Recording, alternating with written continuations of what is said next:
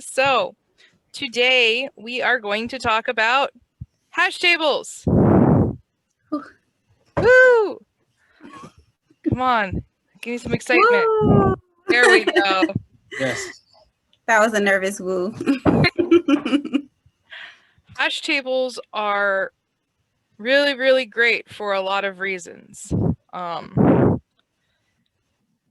I'm actually getting to use one in my labs project. I'm building a cache using some hash tables, which is a cool thing we can do with them. So inside of our hash table entry, we have a key, which is how we refer to our hash table. A value, which is the thing that is stored inside the key, and then, of course, a next.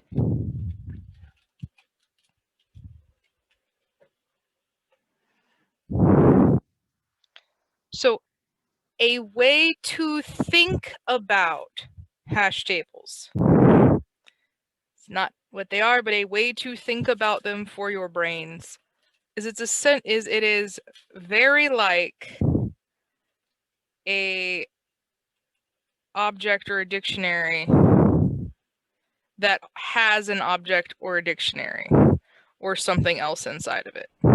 We've kind of touched on using these before. Who remembers eating cookies from last week? Yeah, Joanne. So in our eating cookies last week, our optimized solution involved a cache, which kind of looked like this. Something like this, and then we had a function here, and then we had one, and then we had some more stuff, and we had this really, really big cache. It's a way of storing things for easy access. We've covered our doubly linked lists, our singly linked lists, and our different ways of sorting, and our binary search trees and our AVL trees. Now we get to cover our hash tables. Cool. That's basically all you need to know. Just kidding.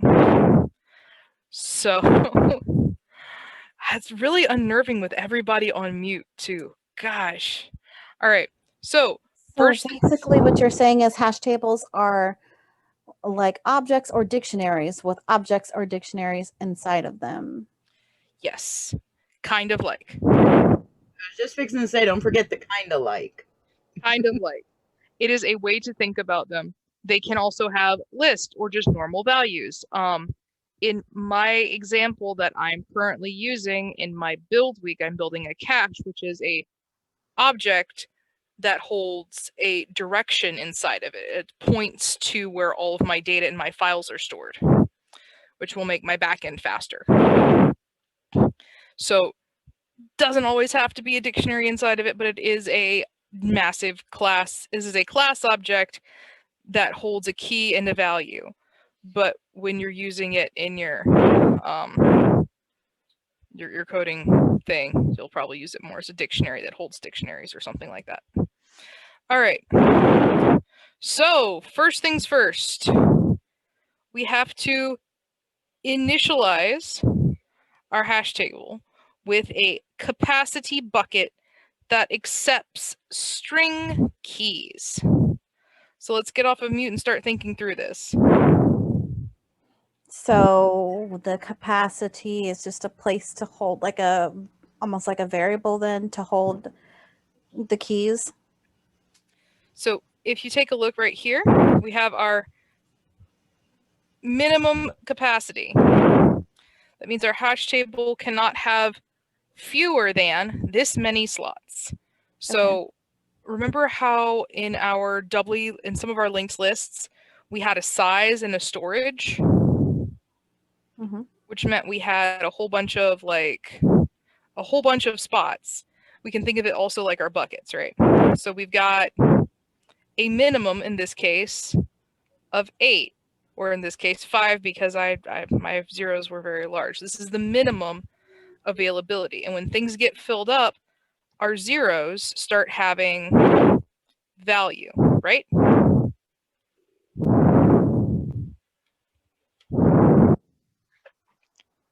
Kill that stink bug. Get it.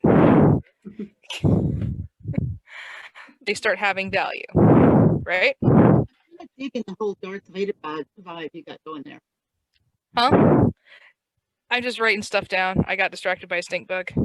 It's the audio is very Darth Vader. Oh, there's not a whole lot I can do about that, unfortunately. I am your father. Of course you are.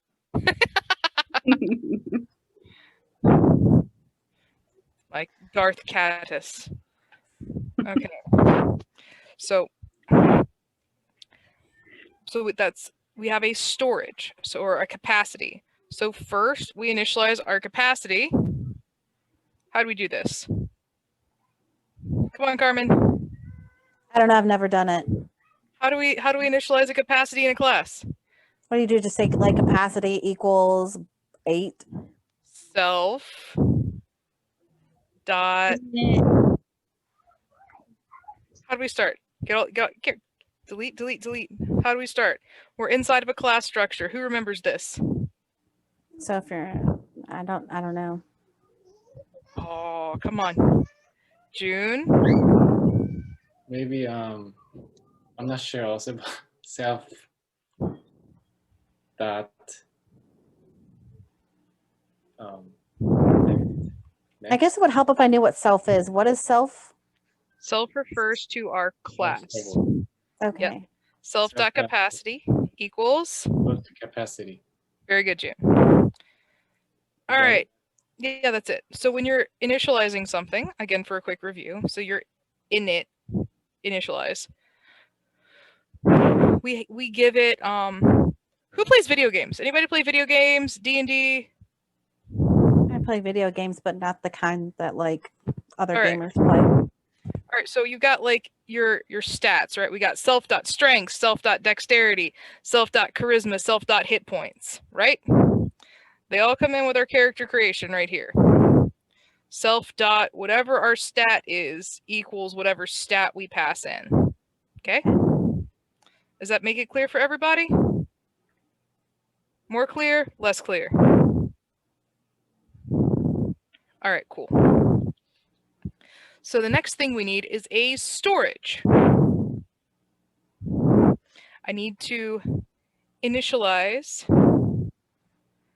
my storage with with capacity buckets. So it would be like So it's going to def go here. storage. Like you would just create a variable for it, or did we already have that? Self dot storage. Very good. On line 29. Dot storage. And I need a bunch of buckets. So how am I going to get these buckets? It comes from the capacity, right? Right? So I guess it could be like a storage could equal capacity dot Capacity times. times. Why times? Remember when we had those buckets with our list and it was a 0 times our length? Oh, so capacity times the length. So our capacity is our length. So what do I Times put in? the bucket. Yeah, so what goes in the bucket right now? 8. No.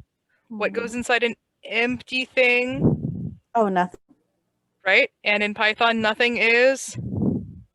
Empty brackets. None. None. Oh. I keep forgetting that it's none in Python.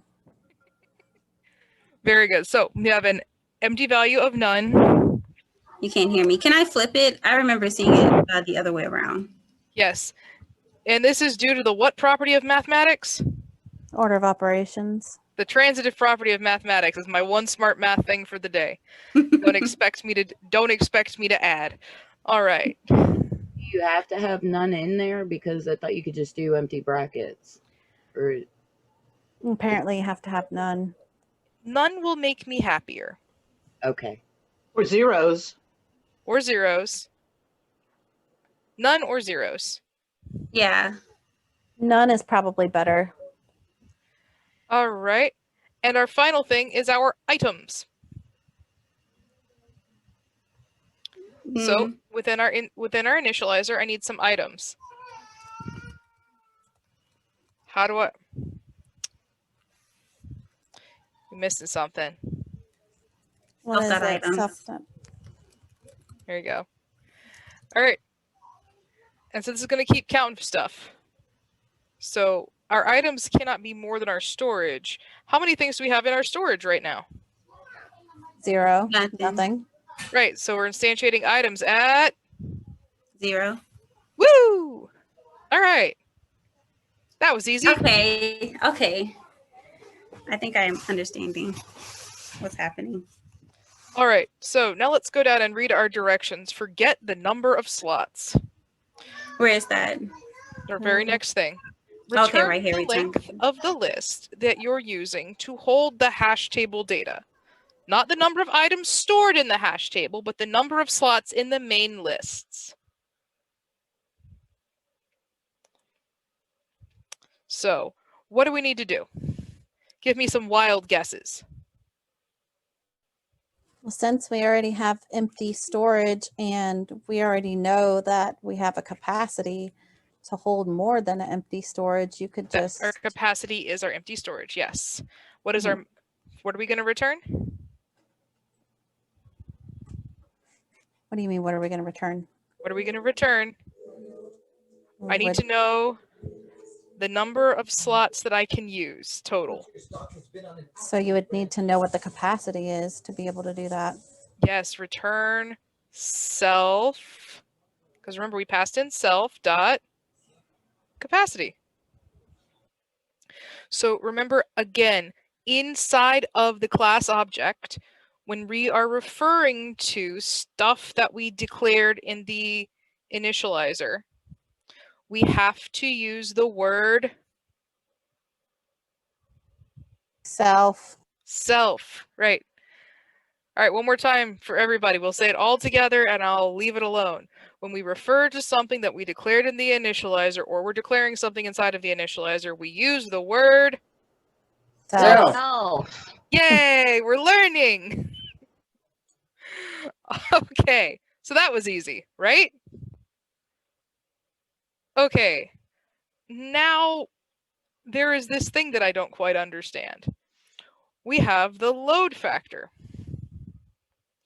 What's the load factor, Doc and or my husband? Mm-hmm. What's the load factor? I've got the equation for it, but I've forgotten what it is. The load factor involves Number. percentage of Number. built by values compared to the max capacity, and that's used to expand it after the fact. Did you guys hear that? So eventually, when you write the formula that will expand the maximum capacity, the whole thing shrinks and grows depending on the load factor. Can you hear him? I can't. All right, here he No. goes. All right, he just talked for a really long time, so I'm going to hand him the microphone. Okay, the load factor is a ratio of the maximum capacity compared to the current actual filled values in this hash table. And it's going to be used later on when you write a formula in this class that's going to increase or decrease the maximum capacity. Google started talking to us. So increases or shrinks the maximum capacity based on this load factor. And it's going to do it using this load factor. So that's what it's for. So it's the percentage of empty space that's left over. It's not, it's like, sorry, yeah. It's the, it's like percentage of empty space left over compared to the maximum size of the whole hash table. Okay, so like saying there's only 50% space left. And if Yeah. you do this, and there's only going to be 25% space Yep. left. Okay. I gotcha. Thank you. Sure. All right, isn't he cute? And also smart. Yeah. Okay, so does that make sense? Yeah, I'm not like people who type really fast. So what was it? So it's the ratio of the max capacity compared to the remaining capacity. Space that's available. Yeah. Yes. Yep. Space available. And then like the percentage or empty space left over after something's been used. Yes. And Doc gave a super great typed explanation as well. Nice. Because if you try to add something to the hash table, that's going to take up half of the hash table, but you've only got 25% left. It won't work. Yes, there you go. There are other concepts about storage and memory that I'm just diving into right now because of using a caching system. All right, so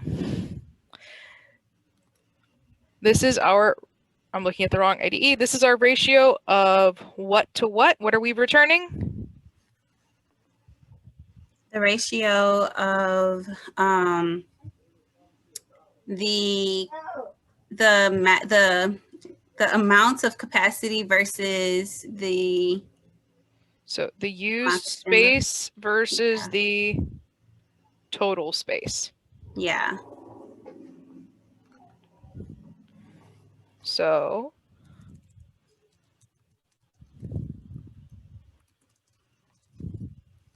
I'm on camera. I'm on camera.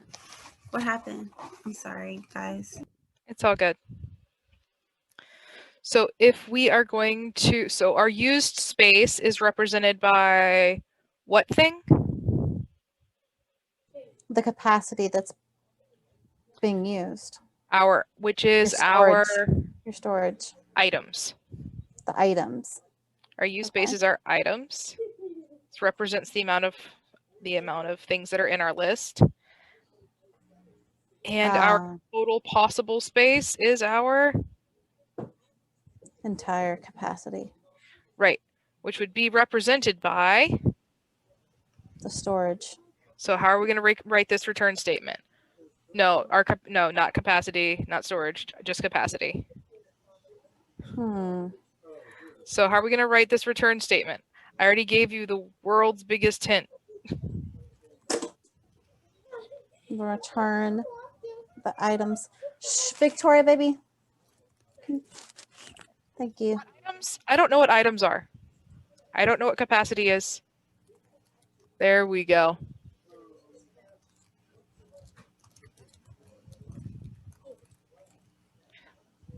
I do believe that this is actually a float, so we only need one. Very good. All right. Now we have different ways. If we scroll down a little bit, there are, scroll down a little bit more. Okay. So there are these two methods of essentially creating a key. The key is what?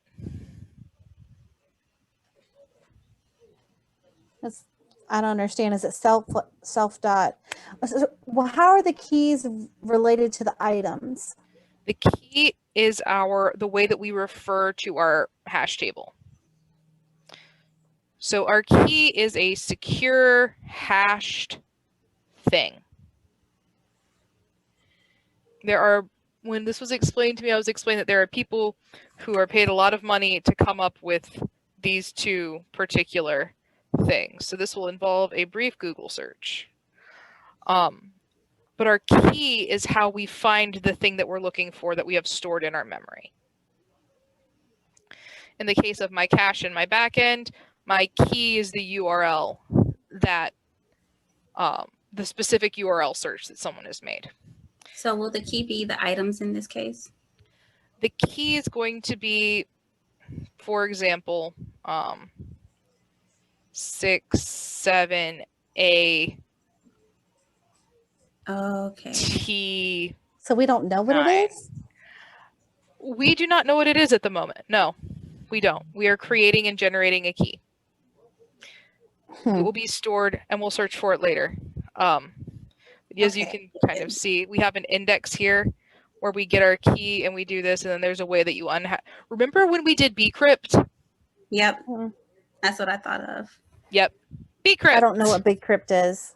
Bcrypt was when we did, do you remember unit? How much do you remember of unit 4?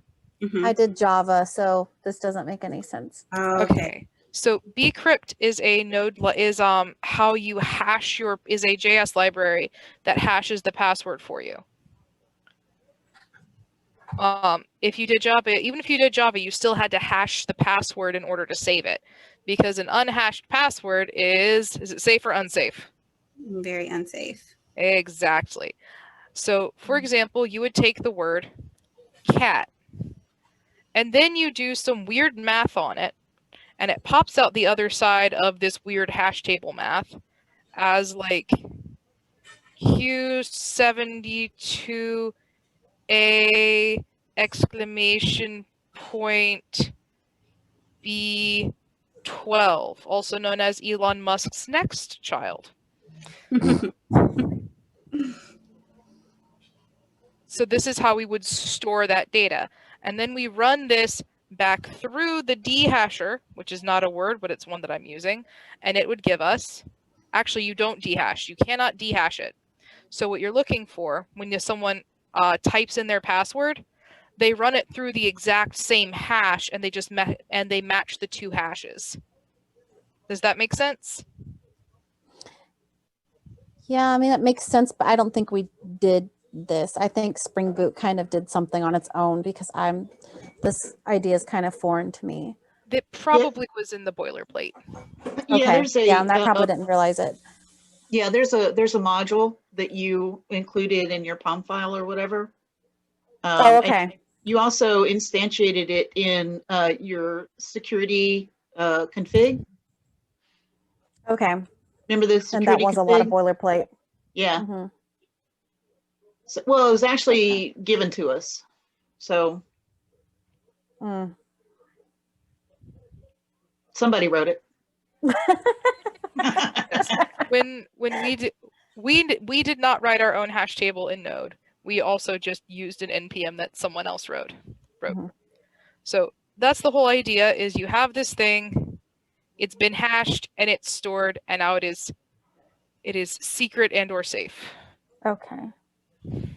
And we have to write that. Yes, and so these two, fniv1 and jib2, which is not how you pronounce these things, are super duper popular. Everyone, take a moment, pick one, and Google it. You'll find the Wikipedia. Oh wait, like right now, do it. It's like 4 letters. fniv1 and jib2. Google them.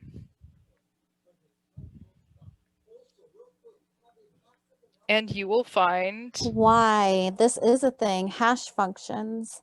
ta-da! Also, SDBM is popular. And Yes. loose. What is all of this? These are all different ways of doing stuff.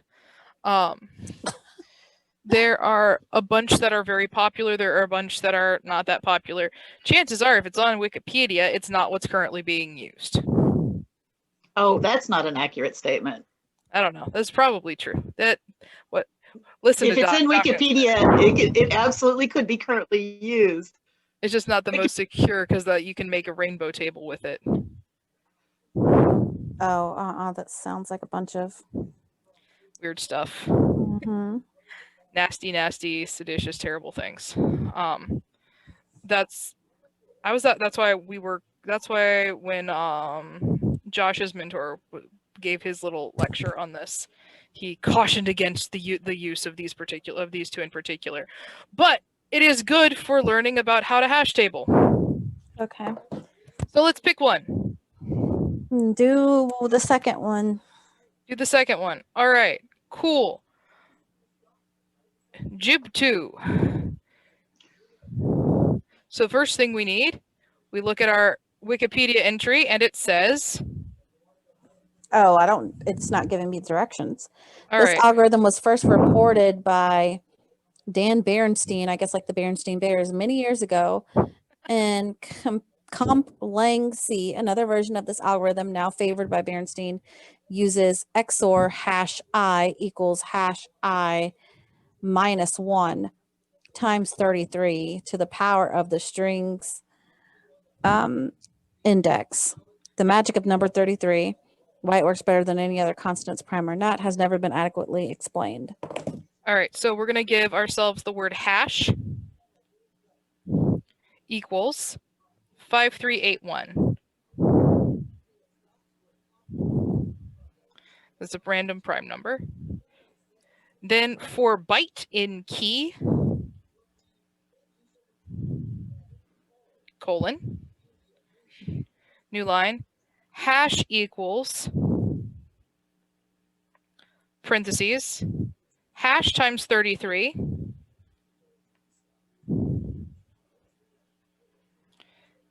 plus, no, sorry, outside, plus ord, ORD, invoke, byte, return hash. So what what's going on? So what this does is, June, what's this do? So so it actually doing the byte is actually converting into the ASCII code, and that ASCII code plus whatever the number will become a hash. So we're taking our prime number from our hash over here, multiplying it by 33, and then we're adding the ASCII code of whatever is being shoved into it.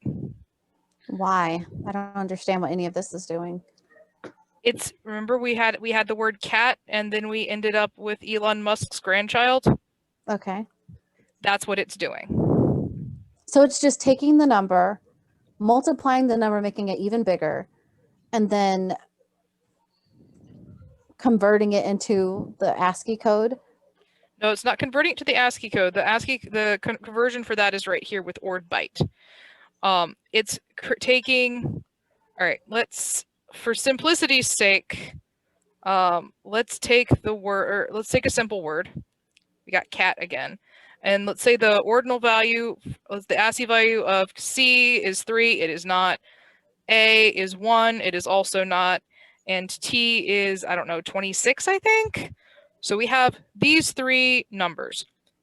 If we were going to put these all together, it would be, so 3 times, so our hash times 33, let's make our hash 1 for this sake, because I can't do math. 2, let's do 2, I'll try. So 3 times 2 is 6. So 3 times 33 is 66, plus our ord of cat, 3. Which is 69. Cool, our hash currently is 69. Hash times 33, I can't do that kind of math.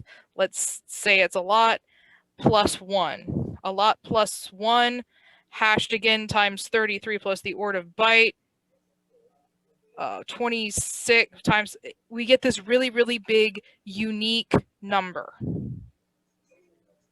And that's how we store things, because it's big and it's unique and it's very likely to not get used again. And that is the reason for things. Does that make sense? Yeah, I think so. All right. So that byte, line 86, that's going to render a random number? It's stored as a byte, right? No. So, I mean, I'm just saying just the byte itself. Like, oh, okay, I didn't see that. Sorry. Yeah, for byte in key means like for a part of the string, Mhm. like for number in list, for letter in word. Mhm. That's what it means for byte in key. So don't make it a num, it's a byte. For byte in key. Oh, it's just saying that it was banana word, but it's 4 byte. Yeah. So we're talking about how, so it occurs to me that I said I was not the best at math, and then I had to multiply things times a prime number times 33. So do you understand how the function works? Basically, it's just trying to use a really big number and then just trying to, switch these numbers around to store them as their keys so that it can basically just make like a password or something. Yeah, pretty much. It's Okay. it's not horrifically important to understand how this part works. You just have to trust that it does, because the real bit of the function is all the rest of this. Are people going to ask us to write this part of the function though? Like, will we have to know how to do this? I don't know. I haven't been asked about that yet. Okay. So the answer to that is no. You will Okay. not be asked to write this. You're doing this so that you understand how hash functions work. But the standard hashing functions are SHA-286 and SHA-512. 286 is a 32-bit hash and 512 is a 64-bit hash.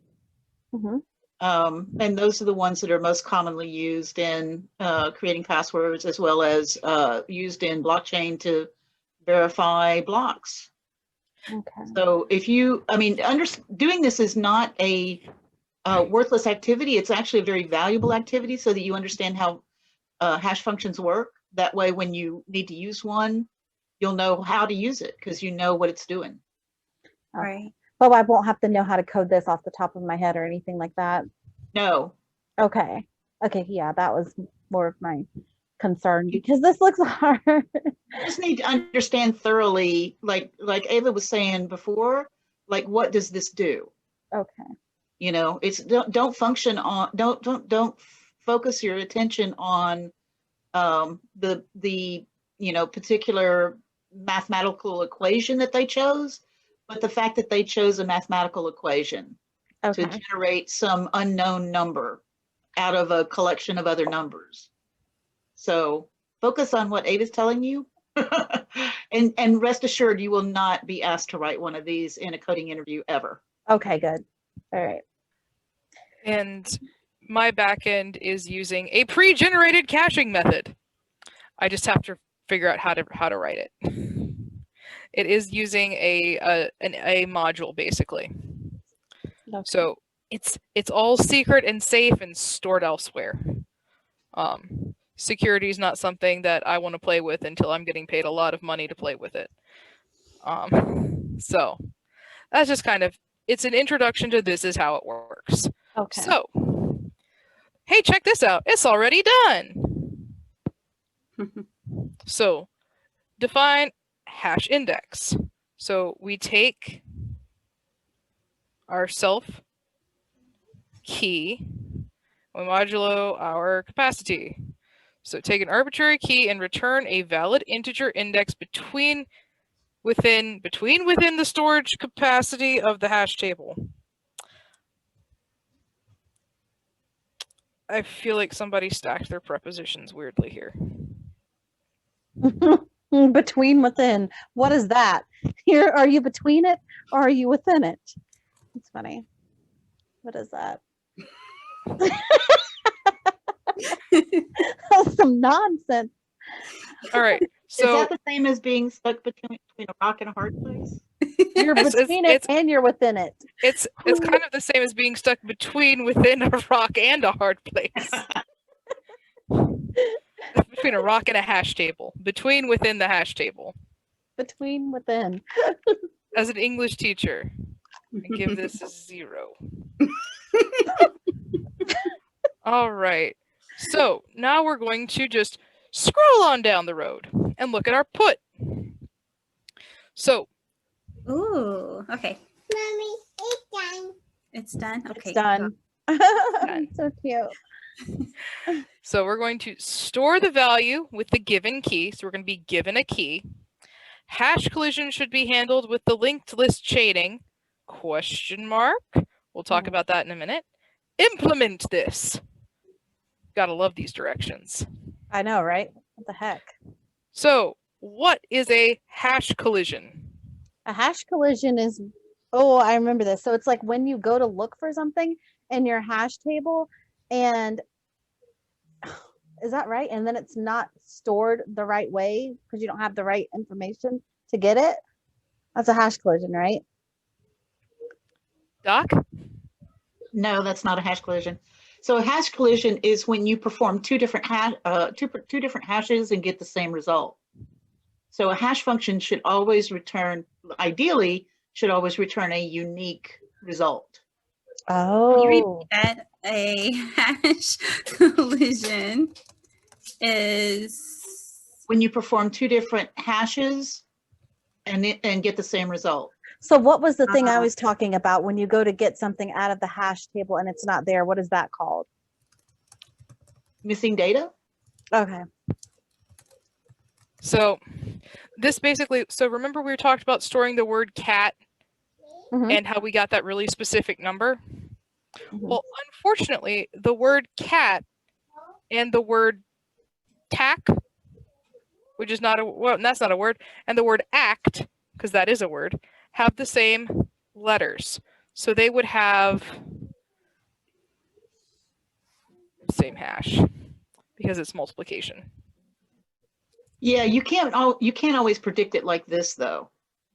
So you can, there's a lot of hash functions use a randomness method.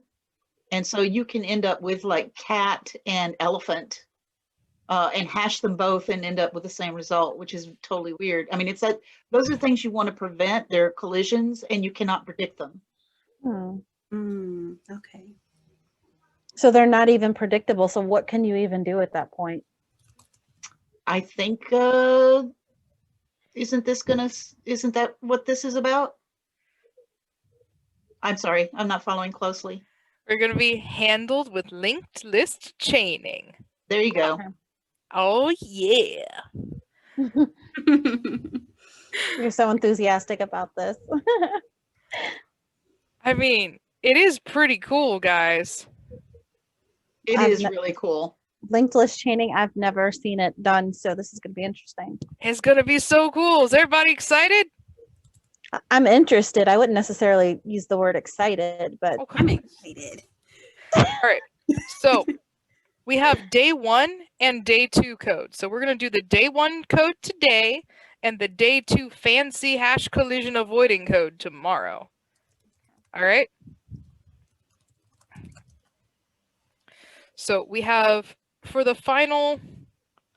our put, delete, and get, we have, for a put, delete, and get, we have day 1 and day 2 code. So we're going to do the day 1 code today and the day 2 code tomorrow. And then Wednesday and Thursday are going to be spent doing really cool stuff. So let's do the day 1 code. So scroll.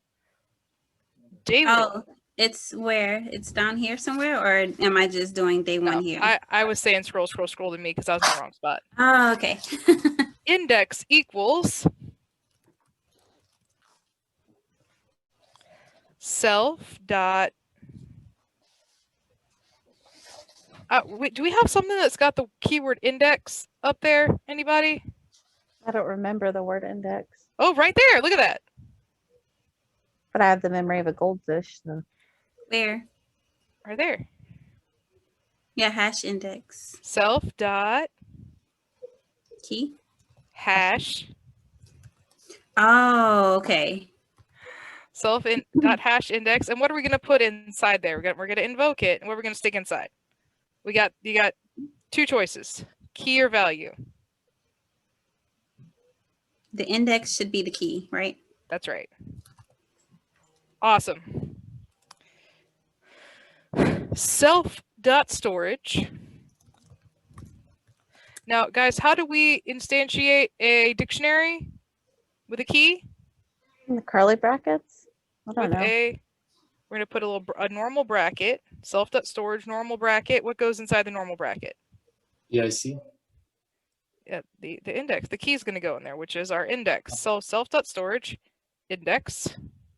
Wait. Uh-huh. And what does that equal to? We only got one. We've got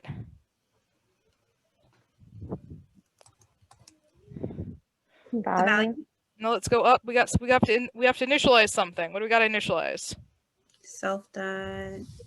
Look up. More up. We have to initialize something. Are we coming all the way up here?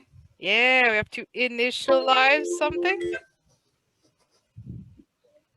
So we're going to initialize our keep more up. Our hash table entry. Oh, okay. Why? Because we're creating a dictionary with our index and our yeah. Gotcha. There we go. And our hash table entry contains our go back up so you can take a look. Value. Good. And our key and our value. Okay.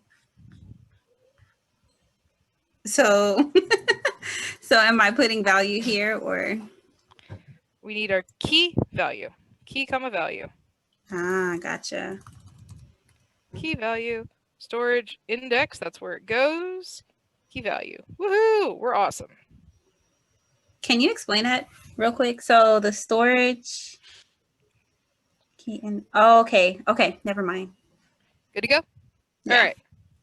So that's our day one.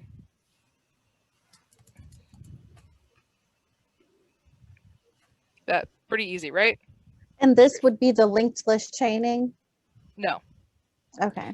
That day two is linked list chaining. We will see it in action and it will be so fantastic. All right. So our delete function. We're going to do another day one and day two.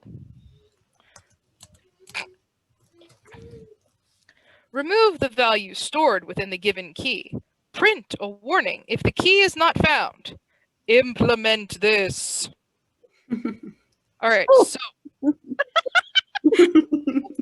not even drinking. Sorry, I'm tonight, goofy. Like, you gotta stop because I'm already goofy. All right, so how do we initialize our index, y'all? The same way? Right, which is index. Yeah, sorry. Index. No, thank you. All right, sorry. No, thank you, baby.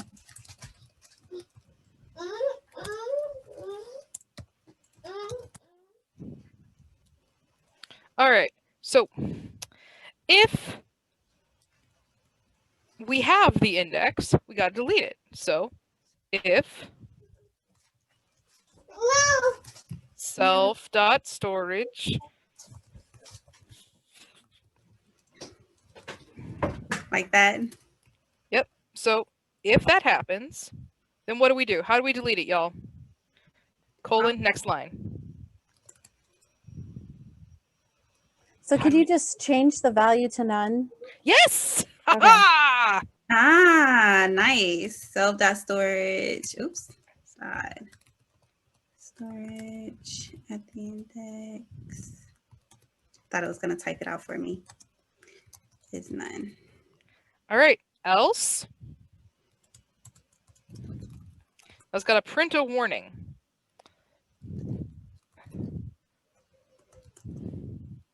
Somebody give me a good warning. This deletes the. Look out! No! Okay, that's Don't good. do it. No, index does not exist. Watch for falling rocks.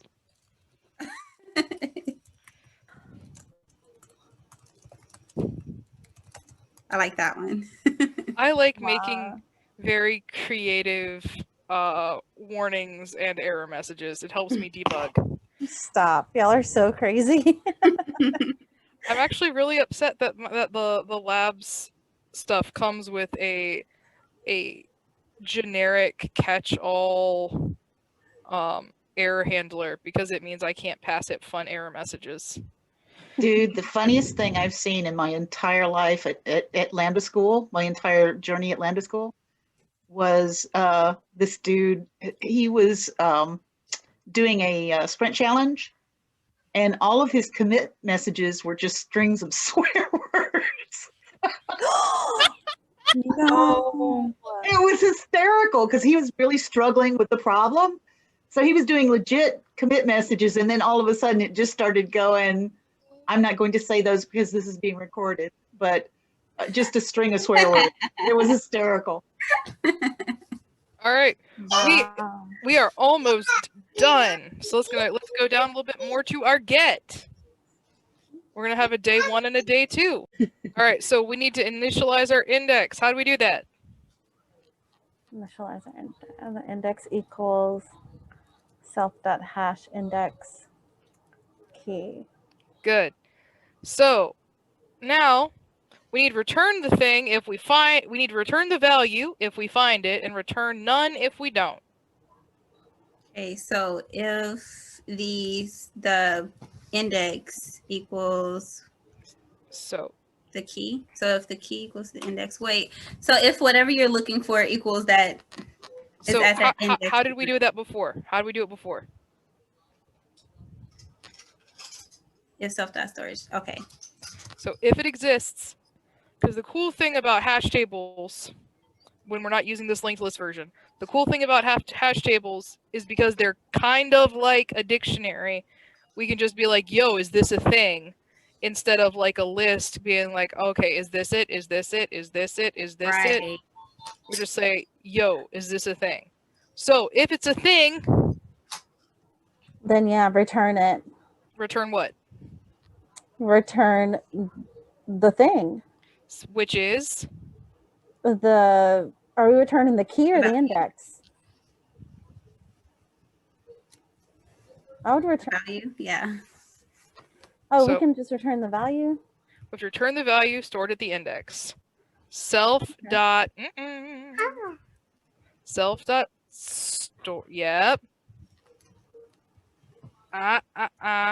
No. We have to go to the same thing. Got to go to the key, which is storage index Uh-huh. dot value. Okay. So self. Let's draw a big old bag. The bag is self. Mm-hmm. We go inside self. Mm-hmm.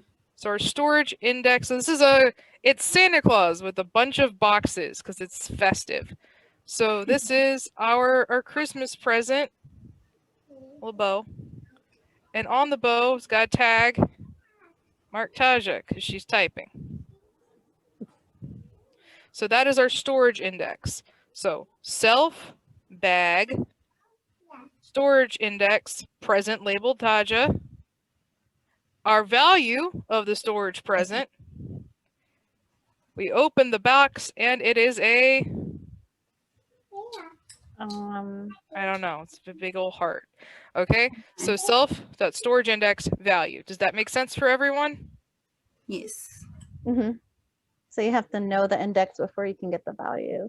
That's right. So this, when we're doing our storage index, we're accessing it like it's a dictionary, right? Or you need the key. Our key is our storage index. Okay. Yeah, that makes sense. All right. So bag, box, inside the present. Okay. All good? Yes. All right. Else, so if it's not there, what do we do? You just Return an error message. What does it say to do? Oh, return none. Very good. All right, so what's really important on your code signal in GCA, guys? To read the instructions. Very good. What's really important on the GCA, guys? All Try to together now. pass it. Read the instructions, Carmen. What's really important on the GCA, guys? To pass it. No, I'm Read kidding. the Read the instructions. Instructions. Yeah, yeah. Oh God, I call him Amal. I almost said the wrong name. Amalia. Amila. Amina. There we go. Amina. Oh, yeah. She was telling you too. Yeah, she said read the instructions. What's really important on the GCA? Read the instructions. Thank you. All right. If you don't read the instructions, you're very likely to write the wrong thing. And then you'll fail. Yep, forever. And you'll be back in my class wondering what happened. And the thing is, you forgot to read the instructions. And I can't teach you how to read instructions. That's another class. All right, last function of the night, method of the night, resize. Day 1 and day 2 as well. Nope, just one of them. Resize. So with our resize, changes the capacity of the hash table and rehashes all key value pairs. Implement this. I really love the instructions here. They're so implement. authoritative. Yep. So first we have our old table. Old table. So What's our old table? Hmm. What's our old table, guys? We got a thing. Old table equals. Where was it? I don't remember. All right, go all the way up to our little. Was little- hash table, right? Let's look at it. Man. Hash table entry. Yeah, which one of these is it gonna be? Capacity, storage, or items? Mhm. Which one holds all the stuff? Storage, yes. All right, cool. So where am I? There you go. Resize. So There we our go. old table is So are we saying that old table? yes. Yeah. Mm. Awesome. So Am now I- we have a new capacity. So our don't invoke storage. We don't need to invoke that. Sorry. It's all good. So now we have a new thing. Self dot. So we Okay. have a new capacity. So capacity. So self dot.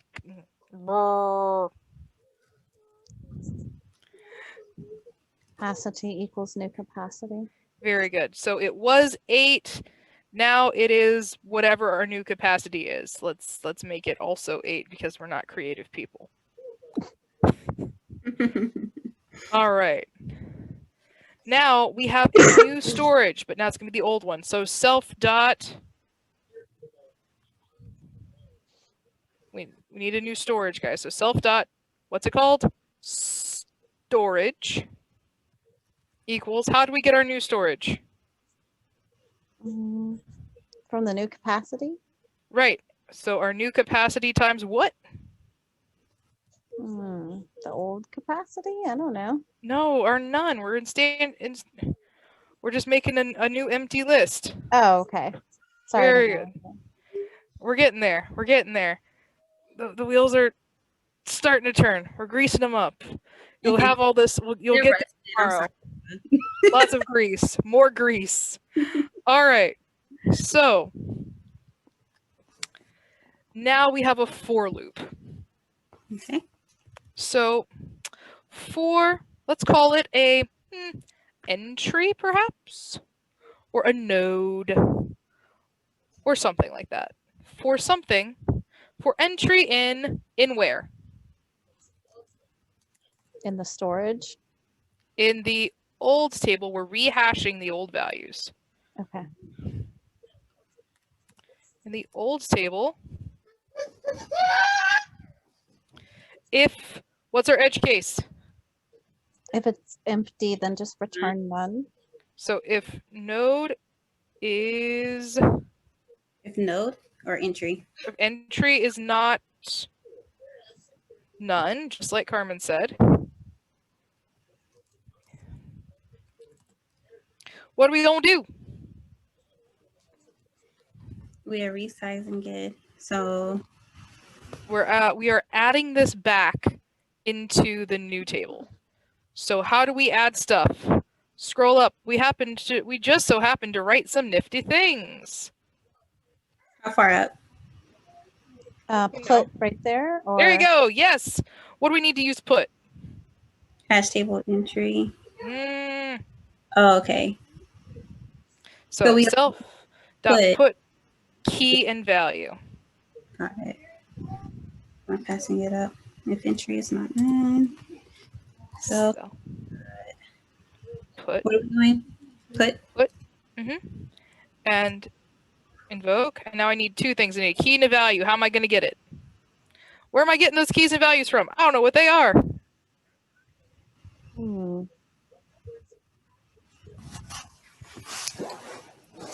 Sorry, I got distracted. I have no idea. Let's Look at our see. for loop. Look at our for loop. For my entry. Yeah. Entry dot the old table. key. That's right. Entry dot key. We're using dot notation. Oh, And what's our value?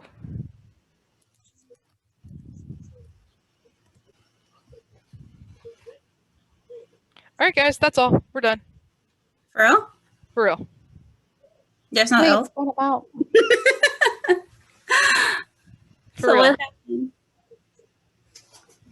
For entry and O table, if entry is not none, so as long as there's an entry there, I'm going to use the put method to insert the key and the value, and this will resize it to whatever the new capacity is. So so our resizing happened here. This was the resize. Mm-hmm. Then we rehash all the key value pairs, which is here.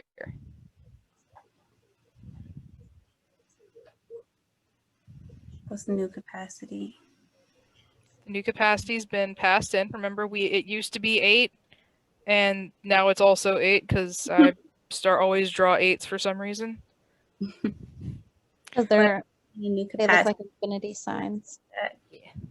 It's going to take the original capacity and change it into whatever you put it in there. Right. Whatever you put in. And then inside of the storage, it's going to have that array. Of nothing. The length, yeah, of nothing. It's going to be the length of the new capacity, right? Is that what it's in there? All right. And if the entry is not none, so as long as there's something inside of the old table, you're going to use the put method to make the new entry key value pairs. Yep. So you're going to take it from the old list, and we're going to run it through here, and we're going to put it back in here. Everyone good? So you have to specify entry.key and entry.value. You can't just put entry in there.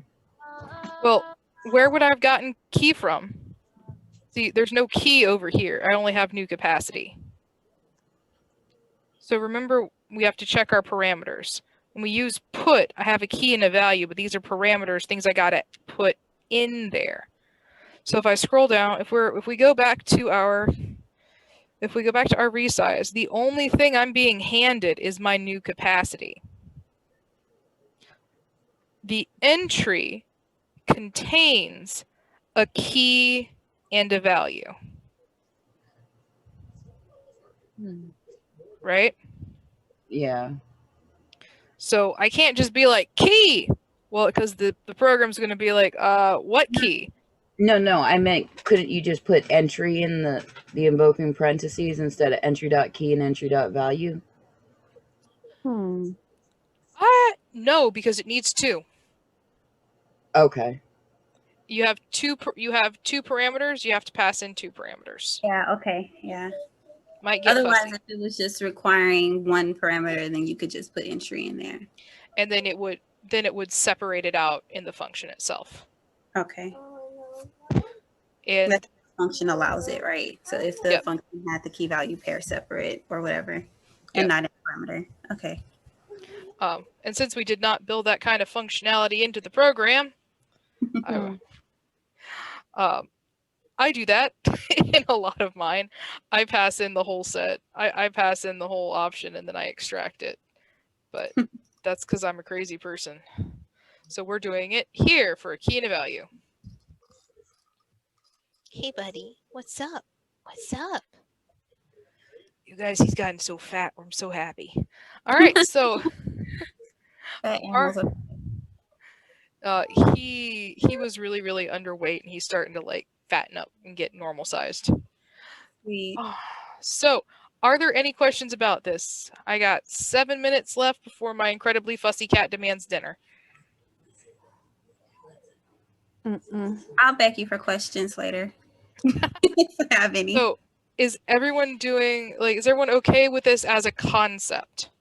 Yeah, I think I'm going to do some more research though. All right. So, go sleep, meditate on it. Hey guys, we're done and it's like barely past 9. Who's excited? Woohoo!